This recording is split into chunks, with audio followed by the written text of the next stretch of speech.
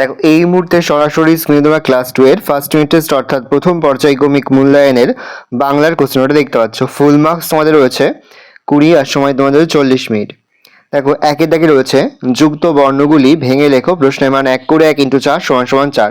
ক্ষিয় ক যুক্ত মূর্ধন্য ষ, পয়রেপ র যুক্ত প, মুরগির জয় জয় বয়, মুরগির জ যুক্ত ব, শয় ঠয় মূর্ধন্য ষ যুক্ত ঠ। 5 থেকে নিয়ে ফাঁকা জায়গা পূরণ করো। দেখো এই ছক থেকে নিয়ে তোমাদের কিন্তু এখানে পূরণ করতে হবে। দড়ি দিয়ে ঘোড়ায়, এটা হবে লাট্টু, লয়কার টয় টয় লাট্টু।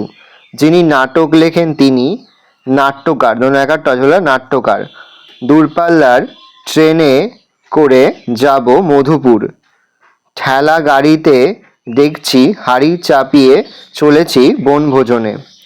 পড়েছে বাম দিকের সঙ্গে ডান দিক মেলাও। দিক বিদিক হচ্ছে 4 দিক, গ্যালারি হচ্ছে মাঠে বসার জায়গা, যুগ্ম হচ্ছে দুজন একসাথে, আর বিঘ্ন হচ্ছে বাধা। ভালো করে দেখে নাও। নেক্সট দেখো তোমাদের রয়েছে শব্দার্থ লেখো, প্রশ্নের মান 1 করে 1 × 4 = 4।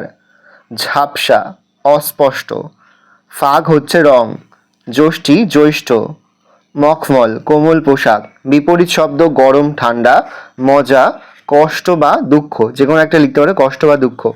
বাক্য রচনা অদ্ভুত, আজ আমি একটা অদ্ভুত জন্তু দেখলাম। হিম সকালে ঘাসের ওপর হিম জমে থাকে।